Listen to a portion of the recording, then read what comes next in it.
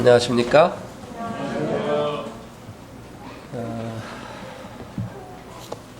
오늘 말씀은 히브리서 12장입니다.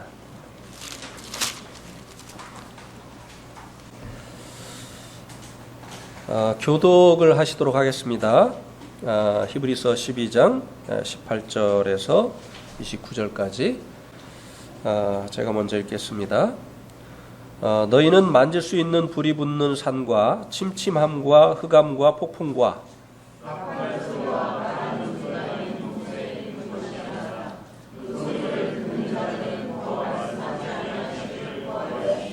이는 짐승이라도 그 산에 들어가면 돌로 침을 당하리라 하신 명령을 그들이 견디지 못함이라.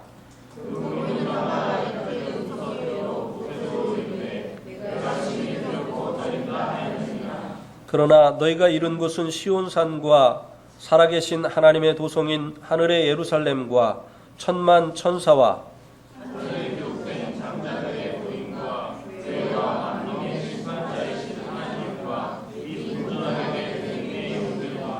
새 언약의 중보이신 예수와 및 아벨의 피보다 더 나은 것을 말하는 뿌린 피니라.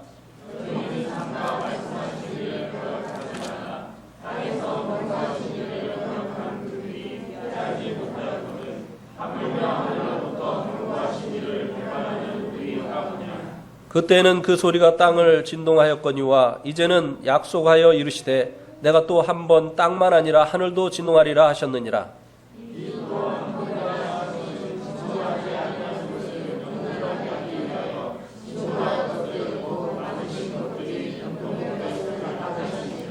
그러므로 우리가 흔들리지 않는 나라를 받았은즉 은혜를 받자. 이로 말미암아 경건함과 두려움으로 하나님을 기쁘시게 섬길지니.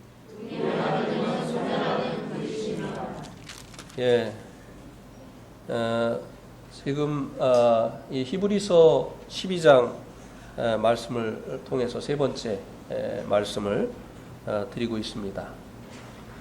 12장 말씀을 가지고 처음 말씀을 드릴 때는 여기에 나와 있는 이 징계라고 하는 단어가 잘못한 것에 대해서 징치하는 부정적인 의미보다는 훈련을 시킨다고 하는 이런 긍정적인 의미를 가지고 있다고 말씀을 드렸습니다. 하나님께서 자녀들을 사랑하시기 때문에 이제 여러 가지 이 고난을 통해서 이 성도들을 훈련을 시키는 것에 대해서 말씀을 드렸습니다. 왜냐하면 이 히브리서를 받아보는 성도들이 현재 유대교를 떠나서 주님을 쫓는 일로 인해서 많은 고난을 받고 있었기 때문입니다.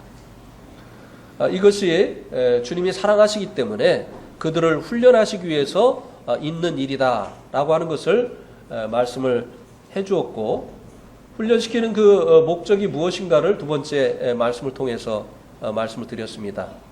개인적으로 모든 사람과 더불어서 화평하고 그리고 거룩함을 쫓을 것에 대해서 말씀을 하셨죠. 그리고 특별히 고난을 이기지 못하여서 되돌아가려고 하는, 그래서 이제 은혜로부터 율법으로 옮겨지려고 하는 이와 같은 자들을 돌아볼 것에 대해서 말씀을 했습니다. 그들이 이제 이 어려움 가운데 있음으로 인해서 마음의 불평과 원망이 일어나고 이런 것들로 인해서 성도들도 이런 일들에 오염이 되는, 더럽게 되어지는 이와 같은 일을 막아야 될 것에 대해서 말씀을 드렸습니다. 오늘 이 말씀은 왜 옛날로 돌아가서는 안 되는가 하는 그 이유에 대해서 다시 한번 말씀해 주고 있습니다. 이 말씀을 통해서 옛것, 유대인들이 전에 있었던 그 율법, 그리고 새것, 현재 있는 그리스도 안에 있는 새 언약, 이것을 이제 비교를 하면서 현재에 있는 이 새 언약이 더 좋은 것이기 때문에 더 좋은 것을 버리고 옛날로 돌아가서는 안 된다라고 하는 것을 말씀해 주고 있는 것입니다. 18절에서 21절에는 옛것에 대해서 말씀을 해줍니다. 특별히 이제 여기에 언급되고 있는 18절에서 21절에 나타나 있는 말씀의 내용은 모세가 시내산에서 율법을 받을 때의 상황을 묘사해 주고 있는 것입니다. 출애굽기 19장 16절에서 19절까지의 말씀에 이때 상황이 기록이 되어 있죠. 그래서 이때 상황들을 이야기하면서 이 옛것 이것이 새 것에 비하면 얼마나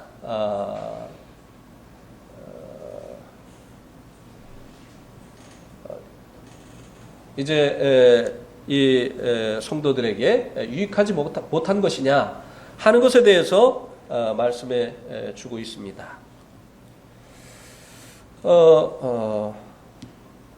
18절에 보면요, 모세가 그 율법을 받을 때 그 산에 대해서 그 장소에 대해서 이렇게 말씀해 주고 있습니다. 너희는 만질 수 있는 불붙는 산과 이렇게 말씀해 주고 있죠. 만질 수 있는 산이다. 첫 번째로 이렇게 말씀해 주고 있습니다. 이 세상에 실제 했었던 그 신의 산에서 모세가 율법을 받았다고 하는 것이죠. 그래서 이 옛 언약에 속한 복은요, 세상에 속한 것입니다. 만질 수 있는 이 산에서 받은 것처럼 이 옛 언약을 인해서 이 옛 언약을 지키는 사람들이 받을 수 있는 복은 만질 수 있는 이 세상에 속한 그와 같은 복이라고 하는 것입니다. 뭐 건강의 복이 될 수도 있고요, 자녀의 복이 될 수도 있고, 또 재물의 복이 될 수도 있지만 이 모든 것들은 한시적인 이 세상에 속한 그와 같은 것이라고 하는 것을 만질 수 있는 산이다 라고 하는 이 말씀을 통해서 말씀해 주고 있는 것입니다.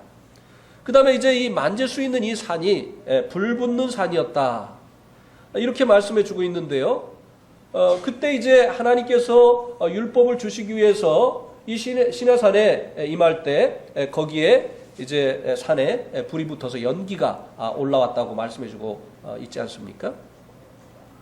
그래서 이 불 붙는다고 하는 것은 이 성경에서 이 불은 항상 하나님의 심판을 말씀해 주고 있었습니다. 하나님께서 이제 타락한 소돔과 고모라를 불과 유황으로 심판을 하셨죠. 그리고 이제 누가복음 3장 17절을 우리가 한번 보면요, 한번 누가복음 3장 17절을 보겠습니다. 같이 읽겠습니다. 시작. 손에 키를 들고 자기의 타작 마당을 정하게 하사 알곡은 곳간에 모아 곳간에 들이고 쭉정이는 꺼지지 않는 불에 태우시리라. 여기 보니까 알곡과 쭉정이에 대해서 말씀해 주고 있죠. 그런데 알곡은 모아서 곳간에 들이고 쭉정이는 꺼지지 않는 불에 태우리라.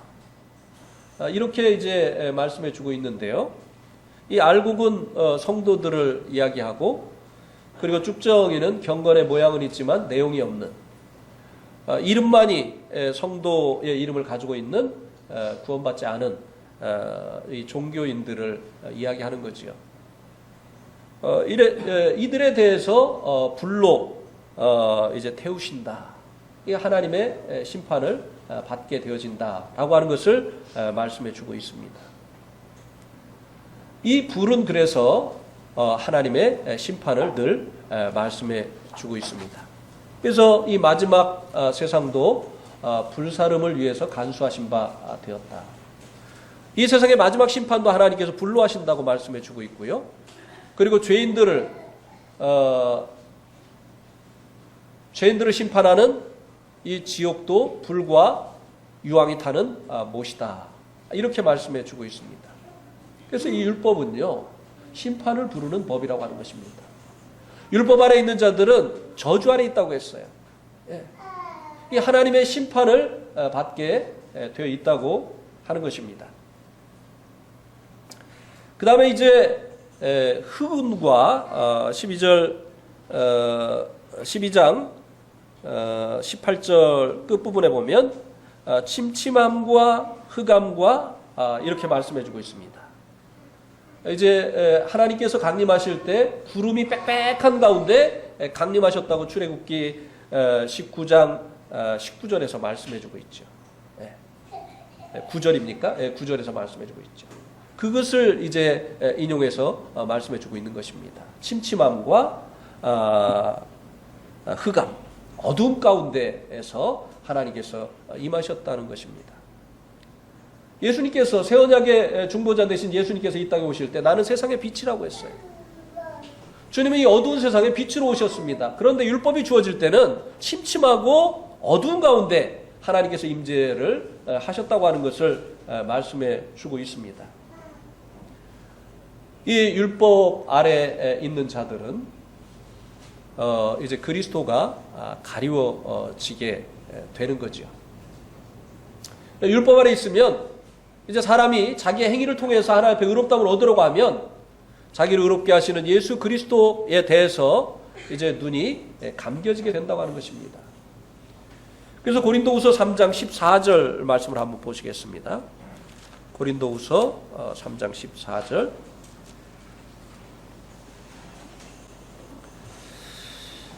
고린도후서 3장 14절에 보니까 그러나 그들의 마음이 완고하여 오늘까지도 구약을 읽을 때 그 수건이 벗겨지지 아니하고 있으니 그 수건은 그리스도 안에서 없어질 것이라. 이 그리스도 안으로 오기 전까지, 그리스도 안에서 새로운 피조물이 되어지기까지 이제 이 구약을 읽을 때 그 수건이 벗겨지지 않는다고 하는 것입니다. 성경을 읽지만 이 성경은 요한복음 5장 39절에 너희가 성경에서 영생을 얻는 줄 알고 성경을 상고하거니와 이 성경은 내게 대해서 증거한다고 했어요. 이 성경의 주제는 예수 그리스도이십니다. 그러니까 성경을 읽으면 예수 그리스도를 만나게 되어 있어요. 그리고 성경을 보면 예수 그리스도를 알게 되어 있습니다. 그런데 수건이 덮여 있어서 어둡고 침침한 가운데 있어서 성경을 보고도 그리스도를 만나지 못한다는 것입니다. 성경을 보고도 그리스도를 알지 못한다고 하는 것이죠. 그래서 성경을 읽을 때마다 이것은 하고 저것은 하지 말고 하는 이런 어떤 율법책으로밖에는 성경이 보이지 않는다고 하는 것이죠. 저도 이 구원을 받고 나서요, 참 놀란 일이 한 가지가 있습니다. 그게 뭔가 하면요, 제가 구원받고 나서 제 성경을 보니까 구원받을 만한 말씀에다가 다 빨간 줄을 쳐놨어요. 신기하죠? 어떻게 그렇게 구원받을 만한 말씀에다 다 빨간 줄을 쳐놓고도 구원을 못 받았을까요? 이게 가리워져서 안 보이는 거예요. 봐도 안 보이는 거예요. 깨달음이 없는 거예요. 네. 늘 천국 가기 위해서 이제 성수주일하고 그리고 온전한 11조 드리고 봉사 충성하고 이렇게 해야 된다고 하는 이와 같은 이 생각 가운데 사로잡혀 있었기 때문에 우리의 구원을 위해서 주님께서 십자가에서 다 이루신 이와 같은 일들이 깨달아지지가 않았던 거예요. 흑암과 그 침침한 가운데 있었던 것처럼 말이죠. 그러니까 아직도 그리스도 안에 있지 아니한 사람들은요, 그 특징이 뭔가 하면 이 기독교를 종교로 이제 믿는 이와 같은 사람들의 그 특징이 무엇인가 하면요, 성경을 안 봐요. 그 특징이 그냥 이 기독교를 어떤 그 의식의 종교로 생각합니다. 그냥 모이는 데 가서 한번 참석해서 예배 드리고 평상시에 성경을 안 봅니다. 근데 성경을 안 보는 이유가 무엇일까요? 봐도 깨달아지지가 않으니까. 네. 한번 봐도 깨달아지지가 않으니까 성경을 안 보는 거예요. 근데 그리스도에게로 오면 이 수건이 벗어진다고 했어요. 깨달아지는 거예요. 이 성령님께서 하나님의 그 깊은 것까지 통찰하시는 이 성령님께서 말씀을 볼 때 드디어 깨닫게 하시는 거예요. 그러니까 재밌는 거예요.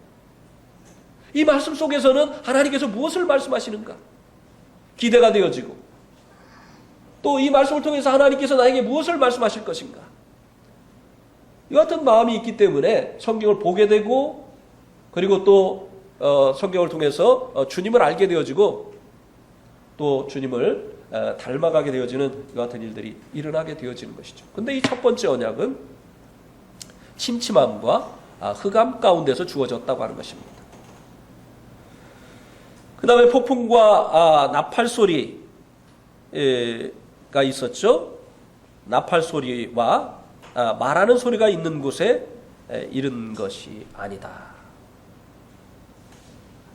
율법이 주어질 때 큰 경고의 나팔이 울려졌습니다. 왜 이 경고의 나팔이 울려졌느냐면요. 20절에 보니까 이는 짐승이라도 그 산에 들어가면 돌로 침을 당하리라 하신 그 명령 때문에 경고의 나팔을 부른 거예요. 접근 금지. 접근 금지. 이 율법은요, 죄인들은 거룩하신 하나님께 접근하지 말라고 경고합니다. 왜냐하면 죽으니까. 짐승이라도 돌에 침을 당해서 죽는 것처럼 율법의 하나님은요, 죄인들을 심판하시는 하나님이에요. 그래서 이 경고의 나팔이 울려 퍼졌던 것이죠. 그래서 이 율법은요, 고린도후서 3장 6절에 보면 의무는 죽이는 것이다 이렇게 말씀해주고 있습니다. 만약에 하나님께서 이제 우리에게 주신 법이 율법밖에 없다고 한다면 우리 가운데 아무도 율법을 다 지켜서 하나님 앞에 의롭다함을 얻고 생명을 얻을 수 있는 이 같은 사람은 없다고 하는 것입니다. 율법은 이제 죄인들에게 선한 삶을 살라고 하는 법이에요. 이것은 마치 뭐와 같습니까? 배나무에게 사과 열매를 맺으라고 하는 것과 똑같은 것이에요. 어떻게 배나무가 사과 열매를 맺을 수 있겠습니까? 불가능한 것이에요. 사람들은 이제 날 때부터 죄인으로 태어났어요. 그런데 죄인으로 태어난 사람들에게 선을 행하고 악을 행하지 말라는 것이 바로 이 율법이에요. 그러니까 율법은 죄인들을 살리는 법이 아니라 죄인들을 죽게 하는 법이다 이 말입니다. 그래서 이 율법을 줄 때 이 경고의 나팔을 불었어요. 죄인들 접근 금지.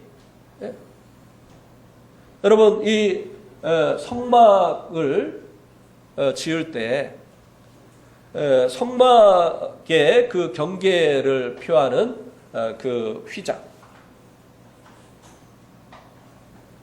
그를 무엇으로 만들었는지 아십니까? 세마포로 만들었어요. 세마포는 하얀색입니다. 이 하얀 세마포는 무엇을 얘기하느냐 하면 검은 죄인들은 접근 금지하라. 접근하면 하나님의 거룩함이 참지 못한다.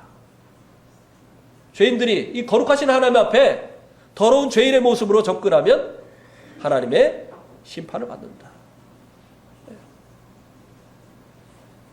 그런데 다행히 동편에 큰 문이 있죠. 이 문은 누구를 상징합니까? 나는 양의 문이라고 하신 예수 그리스도지. 이 세마포 휘장만 있고 문이 없었다고 한다면 아무도 하나님 앞에 나올 수가 없었던 것이죠. 이 양의 문 대신 예수 그리스도를 통해서 죄인들이 하나님 앞에 나올 수 있는 길이 열리는 거지. 21절에 보면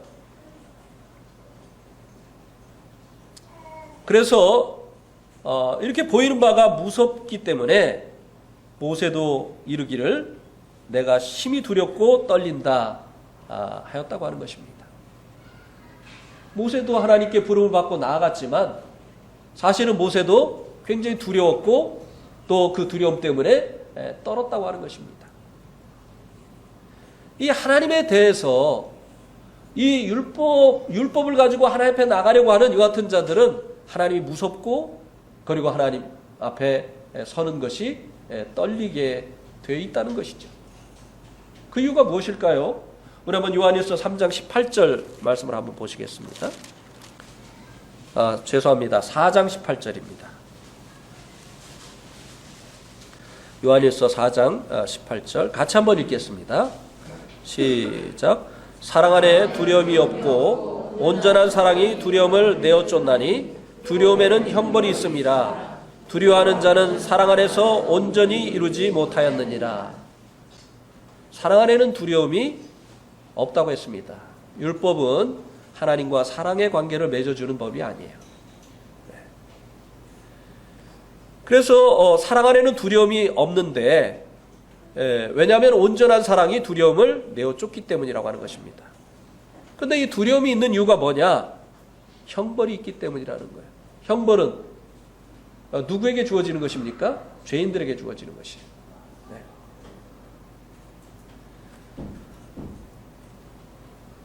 도둑이 이제 밤에 아무도 몰래 도둑질을 잘 했어요. 그래서 이제 밤 일을 하고 나가지고 아침에 이제 배가 고파서 해장국집에 가서 밥을 먹는 겁니다. 근데 경찰도 밤에 순찰을 하고 배가 고파서 그 해장국집에 들어왔어요. 도둑 잡으러 온 게 아니에요. 그런데 이 도둑이 경찰이 들어온 걸 보더니 맛있게 먹던 그 밥을 얼른 수저를 내려놓고 도망가는 거예요. 왜 그러지요? 왜 이렇게 이 경찰을 두려워하지요? 어제 저녁에 죄를 졌으니까. 왜 사람들이 하나님을 두려워합니까? 네, 자기 죄 때문이죠. 그 죄에 대한 그 형벌을 받을 것을 두려워하기 때문이죠. 이 율법 아래 있는 이 같은 사람들은 이제 모세가 그 율법을 만들어 하나님 앞에 나갔을 때 두렵고 떨렸던 것처럼 하나님 무서운 것이에요. 왜냐하면 하나님 앞에 숨겨진 죄가 있고 그 죄에 대한 형벌을 받아야 된다고 하는 사실을 알고 있기 때문이라는 거예요. 네. 그래서 이제 제가 계획한 대로 말씀이 진행이 되는 것 같습니다. 말씀이 하도 길어져가지고 여기까지 제가 15분 만에 마치려고 했는데 옛 것에 대해서 15분을 하려고 했는데 대충 맞는 것 같습니다. 이제 새 것에 대해서 15분 동안 하려고 합니다. 22절에서 24절 말씀에 새 것에 대해서 말씀해 주고 있습니다.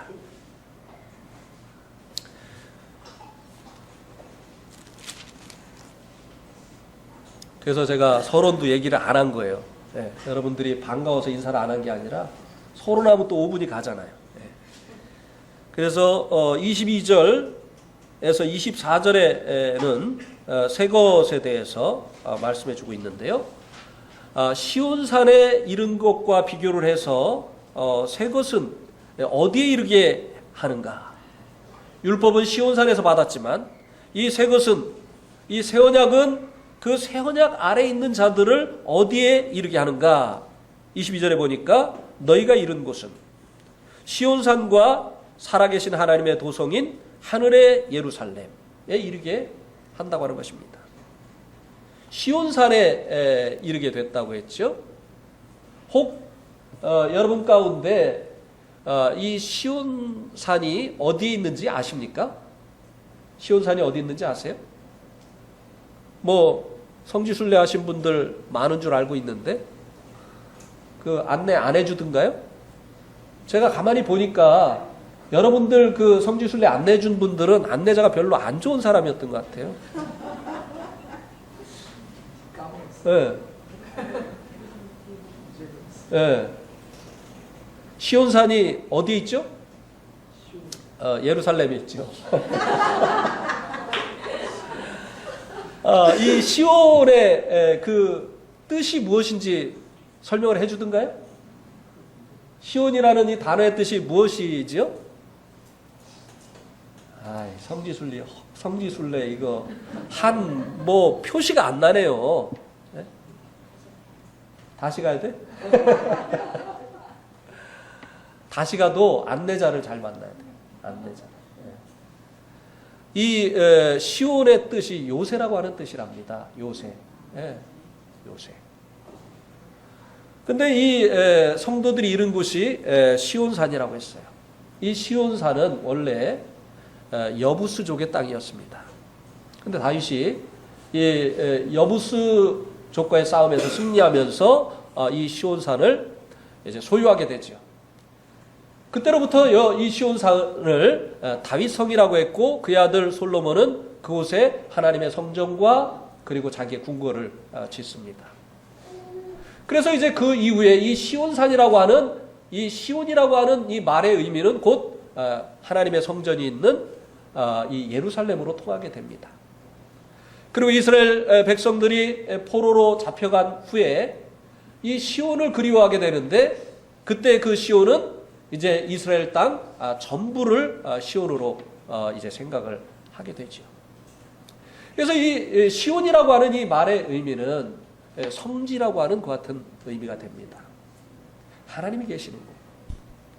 그래서 너희가 이른 곳은 바로 하나님이 계신 그곳이라는 거예요. 그래서 시온산과 그리고 그 다음에 살아계신 하나님의 도성인 하늘의 예루살렘이라고 했는데 이 시온에 대한 설명이라고 해도 과언이 아닙니다. 이 시온이 성도들에게는 무엇을 의미하느냐? 살아계신 하나님이 계신 도성, 곧 하늘의 예루살렘이라고 하는 것입니다. 율법으로는 우리가 의롭다함을 얻고 의는 무엇입니까? 이 의는 천국 가는 비자예요. 비자. 여러분 어느 나라에 들어가려면요 그 나라가 발행하는 비자가 있어야만 그 나라에 들어갈 수가 있는 거예요. 그래서 마태복음 5장 20절에 보니까 너희 의가 서기관과 바리새인보다 더 낫지 못하면 천국에 들어간다고요? 못 들어간다고 했어요. 비자가 있어야만 어느 나라에 들어갈 수 있는 것처럼 천국에 들어가기 위해서는 의가 있어야 되는 거예요. 예. 그런데 율법으로는 의롭다함을 얻고 천국에 갈 수 있는 자가 아무도 없다는 것이에요. 그런데 이 새 언약은 우리를 하나님 계신 그곳으로 인도해 준다고 하는 거예요. 더 좋은 언약이다 이 말이에요.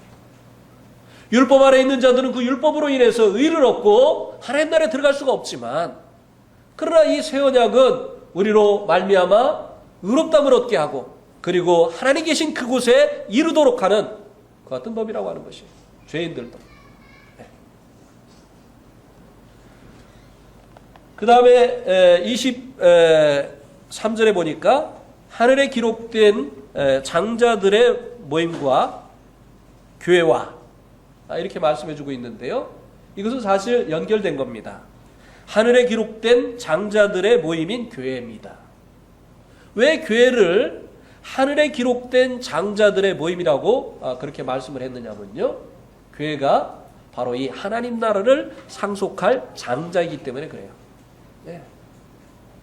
천년왕국과 그리고 이 하나님의 그 새하늘과 새 땅을 이 누가 상속을 하느냐? 바로 이 교회가 상속을 하기 때문에 교회가 상속을 합니다. 그래서 교회가 상속을 하기 때문에 이 교회를 하늘의 장자들의 총회다. 이렇게 말씀해 주고 있는 것입니다. 새 언약으로 인해서 이제 구원받은 이 같은 성도들이 바로 하늘의 상속자가 되어진다고 하는 것입니다. 율법은 땅의 복을 얘기합니다. 건강의 복, 재물의 복, 자녀의 복. 이 잠깐 있다 없어지는 이 땅의 복을 얘기하지만 그러나 이 새 언약은 영원한 그 하나님 나라의 이 복을 그것을 상속하게 되어지는 한 번 얻게 되어지면 영원히 잃어버리지 않는 이 영원한 복을 얘기해 준다고 하는 것입니다. 그 다음에 만민의 심판자이신 하나님께 이르게 되어졌다.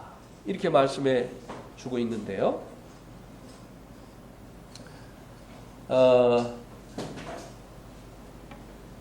이 만민의 심판자이신 하나님께서 이제 율법의 행위를 가지고 새 언약 아래 있는 자들을 심판하시는 것이 아니라 그들의 믿음을 보시고 심판을 하시는 거죠.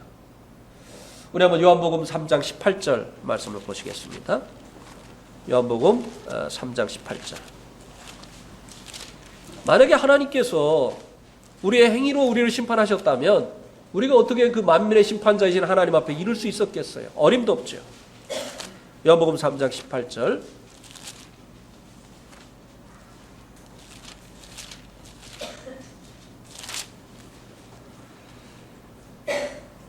같이 읽겠습니다. 시작. 그를 믿는 자는 심판을 받지 아니하는 것이요 믿지 아니하는 자는 하나님의 독생자의 이름을 믿지 아니하므로 벌써 심판을 받은 것이니라. 하나님께서 심판을 하시는 기준이 이 사람이 하나님 주신 그 율법의 계명을 다 지켰느냐 안 지켰느냐가 아니라 하나님께서 보내주신 구원자 예수 그리스도를 믿느냐 안 믿느냐를 가지고 심판하신다는 겁니다. 그렇기 때문에 만민의 심판자가 되시는 모든 사람을 이 믿음으로 심판하시는 하나님 앞에 우리가 이를 수 있는 것이에요. 우리의 행위로 우리가 하나님 앞에 심판을 받는다고 한다면 누가 그 하나님 앞에 나아갈 수 있겠습니까? 그러나 하나님께서 우리의 믿음을 가지고 심판하시기 때문에 우리 주님을 믿는 믿음으로 우리가 하나님 앞에 나아갈 수 있게 되어지고 행위로 말미암는 이 심판을 면하게 되어지는 것이에요. 백보자 심판 때 우리는 이르지 않는 것이에요. 그래서 이제 요한복음 4장 24절에 보면 진실로 진실로 내가 너에게 이르노니 내 말을 듣고 나 보내신 이를 믿는 자는 영생을 얻었고 심판에 이르지 아니하나니 사망에서 생명으로 옮겼느니라. 여기서 말하는 이 심판은 어떤 심판일까요? 죄에 대한 심판이에요. 이 심판에 이 성도들이 이르지 않는다는 거예요. 우리가 이제 하나님 앞에 이룰 수 있는 만민의 심판자가 되시는 하나님 앞에 이룰 수 있는 것은 하나님께서 우리를 믿음으로 심판하시기 때문이라고 하는 것입니다.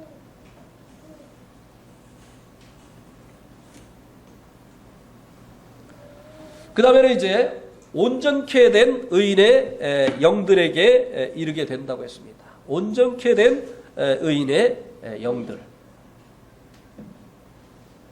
율법은 율법 아래 있는 자들을 아무도 온전케 할 수가 없습니다. 히브리서 7장 19절 한번 보시겠습니다. 히브리서 7장 19절.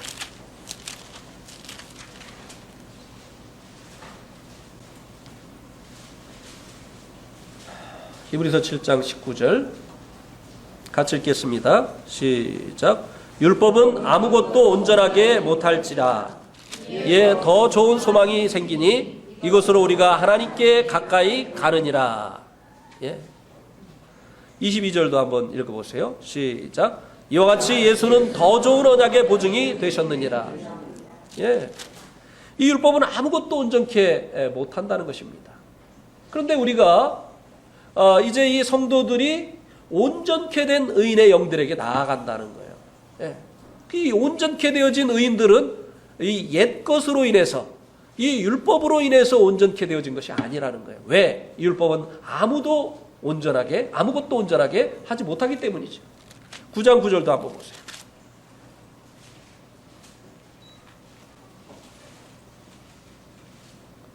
같이 읽겠습니다. 시작. 이 장막은 현재까지의 비유니 이에 따라 드리는 예물과 제사는 섬기는 자를 그 양심상 온전하게 할 수 없나니. 이 양심도 이 율법에 따라서 드리는 이 제사를 가지고는 온전케 할 수가 없어요. 양심이 자유롭지가 않아요. 아무리 이 제물을 하나님 앞에 드려도 하나님 앞에 나갈 때 양심이 자유롭지 못하는 거예요. 온전케 하지 못하는 것이에요.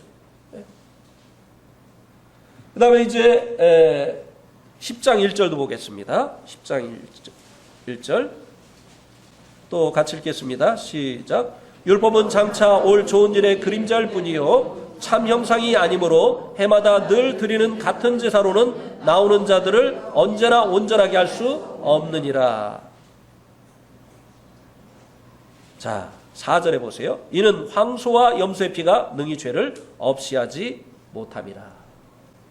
율법을 따라서 드리는 이 제사로는 사람들을 능히 온전케 할 수가 없어요. 사람들의 죄를 없애줄 수가 없다고 하는 것입니다. 그런데 이 온전케 된 의인들은 그럼 어떻게 온전케 되어졌느냐? 10장 14절을 보시기 바랍니다. 같이 읽겠습니다. 시작. 그가 거룩하게 된 자들을 한 번의 제사로 영원히 온전하게 하셨느니라. 이 한 번의 제사는 누구죠? 예, 하나님께서 그를 위해서 한 몸을 예비하셨다고 했어요. 예. 예수님 사실 몸이 필요 없었죠. 그죠? 예. 사실 우리도 이 몸 때문에 문제예요. 몸 때문에 일해야 돼요. 먹어야 되니까. 몸 때문에 병원 가야 됩니다. 이 몸 때문에 차를 타야 돼요. 우리의 영혼은요, 하루에도 9마일을 갑니다. 제가 네팔에 있을 때요, 한국에 내 마음이 얼마나 많이 왔는지 몰라요. 예. 아프면 그냥 한국 생각나는 거예요. 명절 되면 그냥 한국 생각나는 거예요. 마음은 그냥 와 있는데 이 몸에 이 마음이 갇혀 있으니까 못 오는 거예요. 이 몸이 문제예요, 사실은. 근데 왜 하나님께서 우리 주님을 위해서 한 몸을 예비하셨느냐? 우리를 위해서 단번에 영원한 제사를 드리시고 우리를 단번에 온전케 하시기 위해서, 우리를 거룩하고 온전케 하시기 위해서. 그래서 온전케 된 이 의인의 영들은 자신이 말씀대로 살아서 온전케 되어진 것이 아니라 온전케 하시는 예수 그리스도로 말미암아 온전케 되어진 그 같은 영들이라고 하는 것입니다. 우리도 그렇게 되어지고, 그리고 우리가 가서 만나게 되어질 이 영들도 바로 그 같은 자들이라고 하는 것입니다.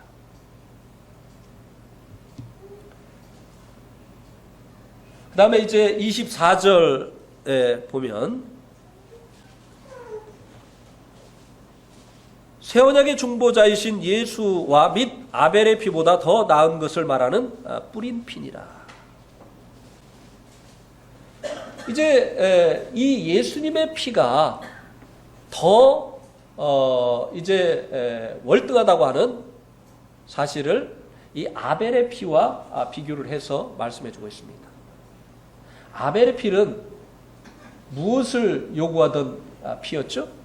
복수를 요구하던 피였습니다. 가인에게 죽음을 당한 아벨의 그 피가 자기의 그 억울한 죽음을 호소를 했어요. 아벨의 피는 복수를, 이제 무고하게 죽은 자신의 그 죽음을 신원해달라고 하는 이 복수를 부르는 그 같은 피였습니다. 그런데 예수님의 피는 어떠한 피였습니까?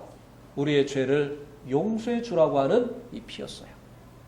그러니까 예수님의 이 피가 우리를 사실 그곳에 이르게 한 거죠. 우리 죄에 대한 하나님께서 신원을 하셨다고 한다면 우리가 어떻게 거기에 이룰 수 있게 되겠습니까? 그러나 우리의 죄를 용서받게 하시려고 흘려진 예수님의 피 때문에 우리가 거기에 이룰 수 있게 되어진다는 것이에요. 피 흘림이 없은즉 사함이 없기 때문에 예수님께서 피를 흘려주시고 그 흘리신 피로 인해서 우리들이 그곳에 이르게 되어진다고 하는 것입니다. 그래서 이제 25절에서 29절 이제 계획대로 잘 되고 있는 것 같습니다. 15분 만에 또 새 것에 대해서 말씀을 드렸습니다. 25절에서 29절에는 이제 마지막 절까지는 그렇기 때문에 배교하지 말 것을 권면해 주고 있습니다. 옛 것으로 돌아가지 말라는 거예요. 네.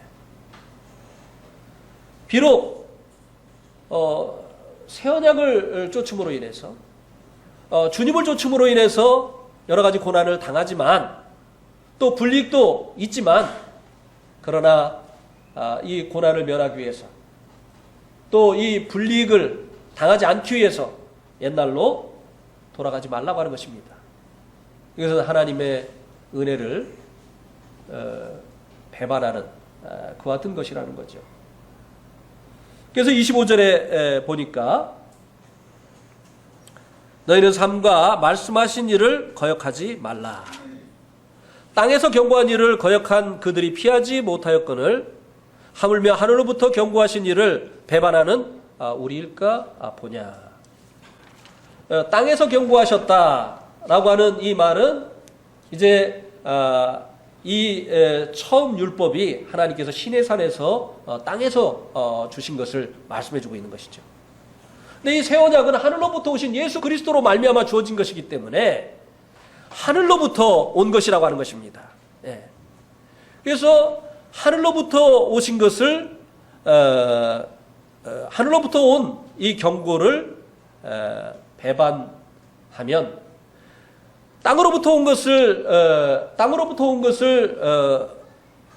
거역한 그 경고를 거역한 이들이 하나님의 심판을 피하지 못했었던 것처럼 하늘로부터 온 것을 이제 이 경고를 배반하는 그 같은 자들은 더 큰 심판을 받게 되어진다고 하는 것입니다.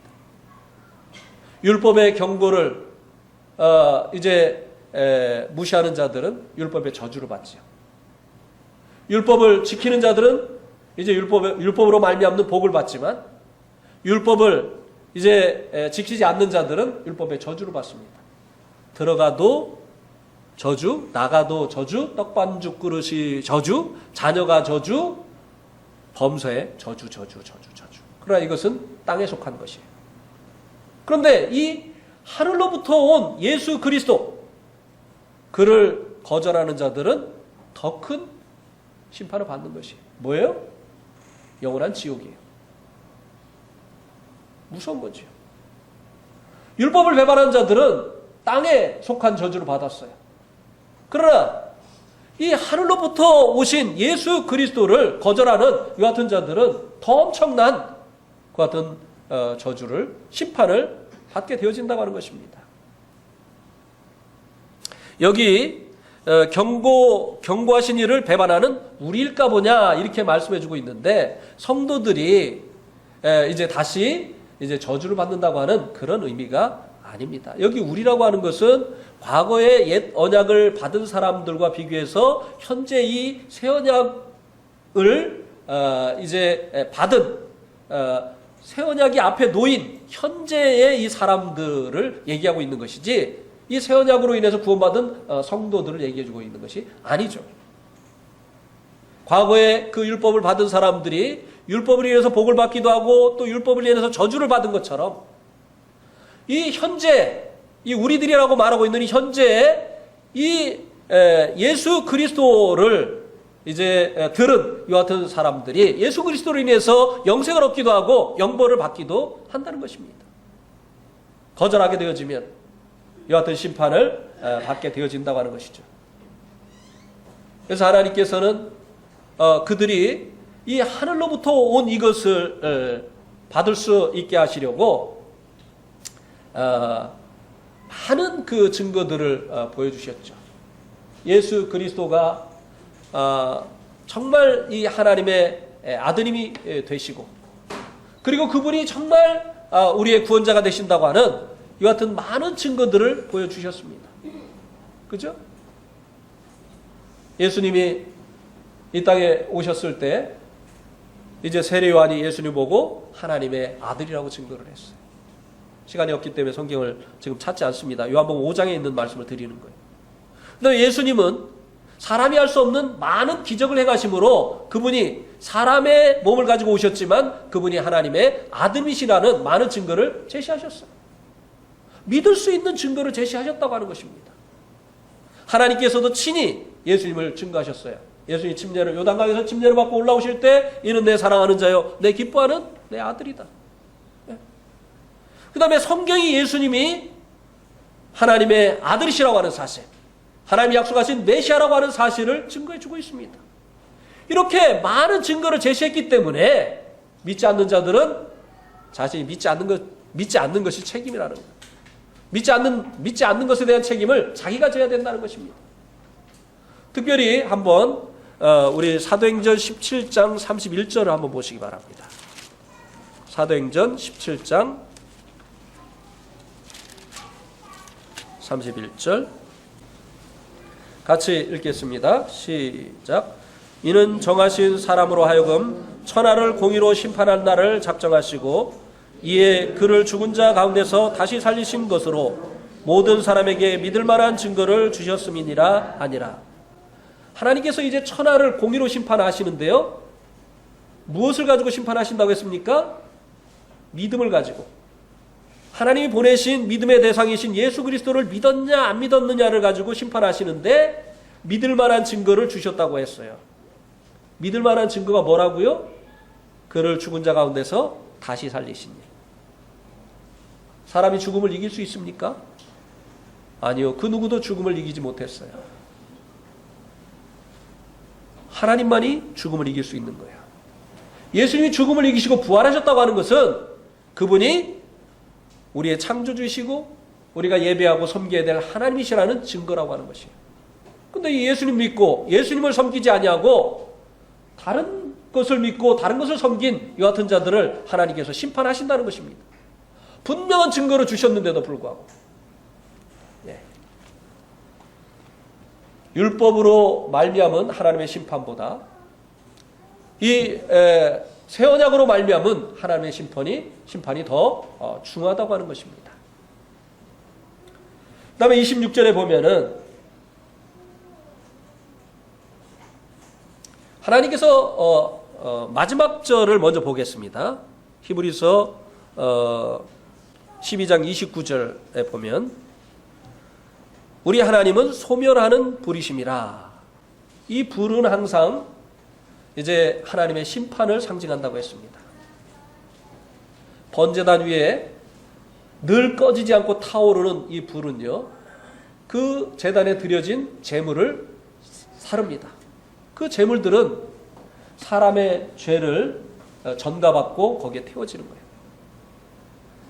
이 번제단 위에서 타오르는 이 꺼지지 않는 이 불은요, 죄에 대한 하나님의 심판을 의미하는 것입니다.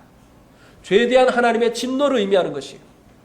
그래서 하나님은 소멸하는 불이시다. 이 말의 의미는 하나님은 죄를 심판하시지 아니하시면 안 되는 거룩한 하나님이시다 라고 하는 그 같은 의미입니다. 그래서 이제 26절에 보면은 하나님께서 땅을 진동케 하셨죠. 이 진동하신다는 이 말의 의미는 하나님께서 땅을 심판하셨다는 거예요.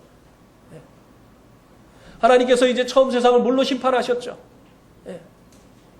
그 다음에 소돔과 고모라를 불과 이왕으로 심판하셨죠. 이스라엘을 바벨론을 통해서, 또 이스라엘 아시아를 통해서, 유다를 바벨론을 통해서 하나님께서 심판하셨습니다. 왜? 하나님은 죄를 반드시 심판하셔야 되는 그와 같은 분이시기 때문에 그렇다고 하는 것입니다. 그런데 땅을 심판하셨던 하나님께서 이제는 하늘도 진동하리라고 말씀을 하셨다고 하는 것입니다. 이 땅에 이제 주님께서 공중에 오시고 나면 이 땅에 이제 하나님의 진노가 쏟아 부어진다고 성경이 말씀해 주고 있습니다. 온갖 지진과 땅을 흔드는 온갖 지진과 기근과 전쟁과 질병과 여러 가지 그 재난들이 한꺼번에 이 땅에 있게 될 것이다. 이렇게 말씀해 주고 있습니다.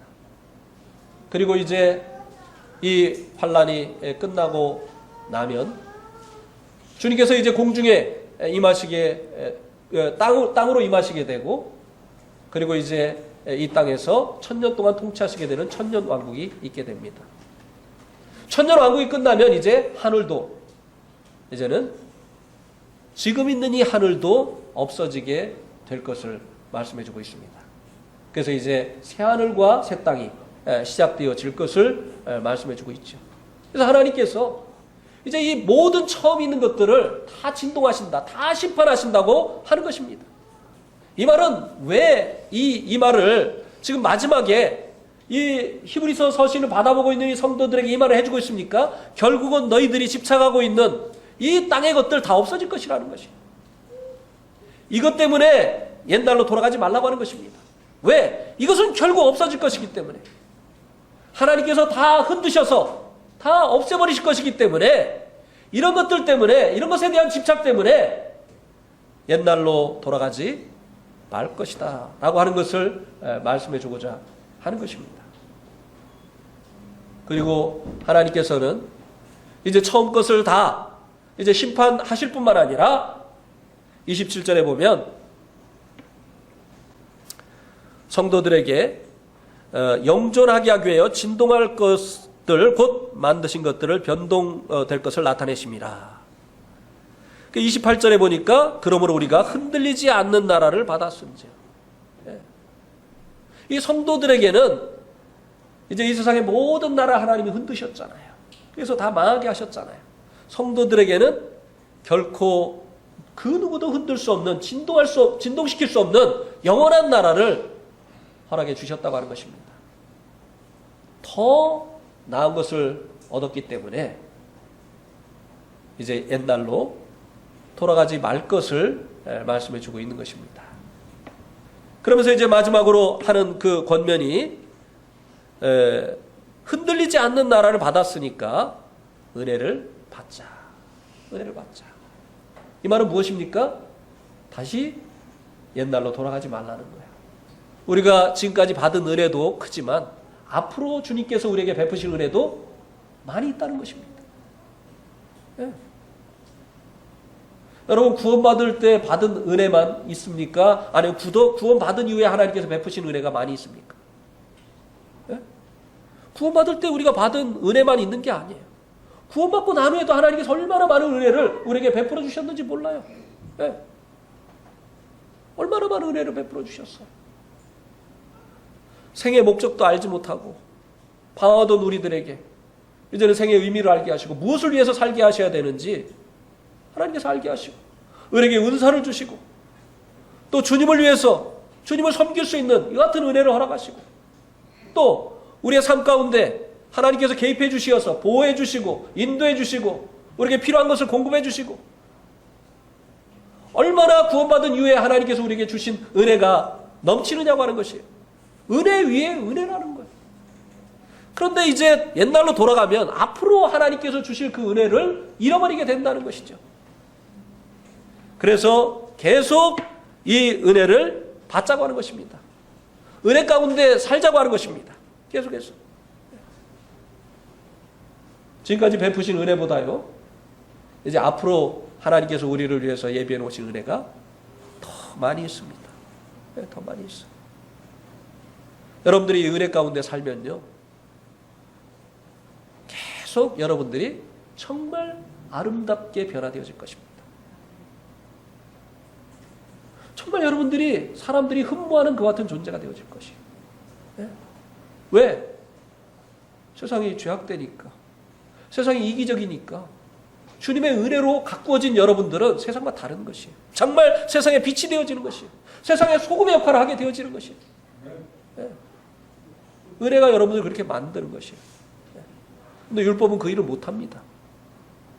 율법은 경건의 모양만 내게 하지 경건의 능력이 없어요. 근데 하나님의 은혜는 우리를 이렇게 한다는 것입니다. 그래서 은혜를 받고 이로 말미암아 경건함과 두려움으로 하나님을 기쁘게 섬길지니. 이 은혜는 이 경건이라고 하는 결과를 돌출해낸다고 하는 것입니다. 우리가 어떻게 경건한 사람이 되어지느냐? 하나님의 은혜로. 율법은 할 수 없지만 이 하나님의 은혜는 우리를 경건한 사람으로. 이 경건이 뭡니까? 주님을 닮게 하는 거예요. 우리가 주님을 점점 닮게 하게 하는 이 일을 하나님의 은혜가 한다는 것입니다. 더 구체적으로 말씀을 드리면 하나님의 성령님이, 율법은 하라 하지 말라고 말하지만 성령님은 우리에게 하나님의 뜻을 알게 하실 뿐만 아니라 그 뜻을 행할 수 있는 능력으로 우리 안에서 역사해 주시기 때문에 이 성령님으로 인해서 우리가 이제 날마다 주님의 형상으로 변화되어지는 이 같은 일들이 있게 하신다는 것입니다. 그리고 두려움으로 하나님을 기쁘게 섬기게 된다고 하는 것입니다. 율법은요, 자기 죄로 인해서 하나님을 두려워하지만 이 은혜는요, 하나님을 알아가니까 하나님이 얼마나 위대하신 분인지, 하나님이 얼마나 거룩하신 분인지 이 은혜는 하나님을 알게 하니까 그래서 두려운 거예요. 하나님의 그 영광을 보니까 두려운 거예요. 예. 우리 죄 때문에 하나님이 두려운 게 아니라 이 은혜는 하나님을 알게 하니까 하나님이 두려운 거예요. 하나님의 그 본체, 하나님의 그 본체를 이제 우리가 전에는 볼 수가 없었어요. 우리들의 죄 때문에. 근데 이제 이 은혜가 이제 우리를 하나님을 만나게 하고 하나님을 보게 하기 때문에, 하나님을 더욱더 알게 하기 때문에, 이 영광스러운 하나님을 알기 때문에 하나님을 두려워하는 거예요. 경외하는 거예요. 그래서 정말 은혜 가운데 사는 사람들은 방종하지 않습니다. 예. 하나님을 함부로 대하지 않아요. 하나님 함부로 대하는 사람들은 하나님 모르는 사람들이에요. 정말 은혜 가운데 사는 사람들은 하나님을 경외하게 되어 있죠. 하나님 두려워하게 되어 있습니다. 그러나 이 하나님을 기쁨으로 섬기게 되는 거죠. 율법은 억지로, 마음이 없지만 이제 복 받으려고, 그리고 또 저주받을까 봐 두려워서 억지로 하지만 하나님의 은혜는 우리 안에서 이제 하나님을 기쁨으로 섬기게 하는 이와 같은 결과를 빚어내게 된다고 하는 것입니다. 그래서 이제 이 더 좋은 언약 가운데 있는 이 성도들이 옛날로 돌아가지 말 것에 대해서 말씀해 주신 것입니다.